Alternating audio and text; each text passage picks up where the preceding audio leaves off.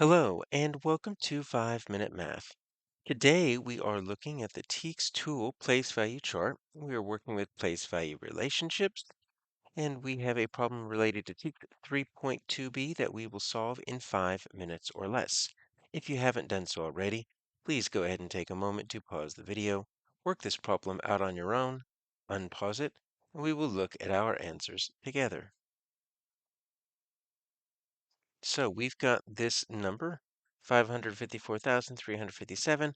We've got the digit 5 that appears 3 different times. What we need to do is we need to understand the relationship of each of these 5s with the other 5. So let's build our number here. And so what I'm going to do is I'm going to draw my place value chart down here. And this is going to be my ones period. This is going to be my thousands period. So this is going to be 1, 10, 100, and then the pattern continues. And if you draw it like this, you can continue for as long as you know the names of the next periods, the millions, the billions, the trillions, the quadrillions, and so on. It's always going to be ones, tens, hundreds. So let's build our number. We've got 554,357. All right, now what we want to do is we want to compare the value of the 5 in the hundred thousands place to the value of 5 in the 10,000s place. All right, so the value of the 5 of the hundred thousands place is how many times greater? All right, well, let's take a look at what we've got here.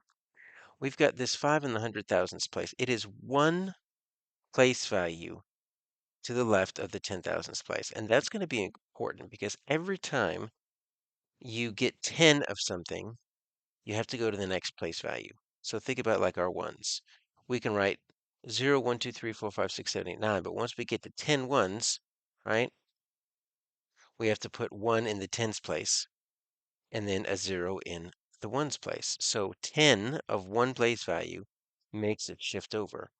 That means that the 1 in the ones place, if we had the number 11, would be 10 times smaller than the 1 in the tens place.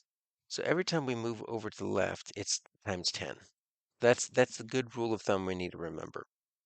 So think about this tens to hundreds. If I have 10 tens, 10, 100, or 10, 20, 30, 40, 50, 60, 70, 80, 90, 100. Once I get those 10 tens, I've got to move over to the hundreds place because 100 is 10 times larger than 10.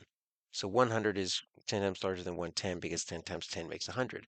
1 times 10 makes 10, and so on and so forth. And so what we could do is we can just kind of keep moving this. Everything is times 10. Whenever you go, we have a base 10 place value system. Every time you move to the left, right, the left number is going to be 10 times greater. So now we just need to figure out what is the distance between these two. Well, I've got the hundred thousands, and then I've got the 10,000s. All right, so that's just one place to the left. So if I skip count by 10,000s, right?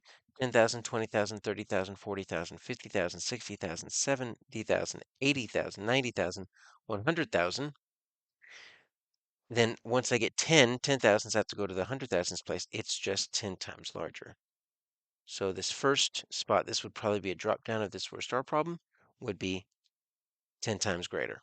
Now, let's look at our 10,000s place. I'll put a box around here with the tens place. Okay, those are not next door to each other. So let's think how many tens we have. Okay, so we have from the tens place to the hundreds place is times 10. And then from the hundreds to the thousands is times 10.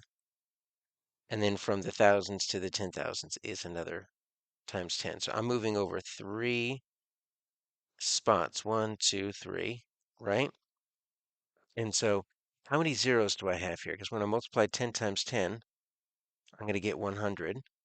And if I do 100 times 10, I'm going to get 1,000. And the trick here is I've got 3 zeros, one here, one here, one here, and I moved over 3 spots. 1, 2, 3. So each spot you move over is like a 0. So our answer here is going to be 1,000.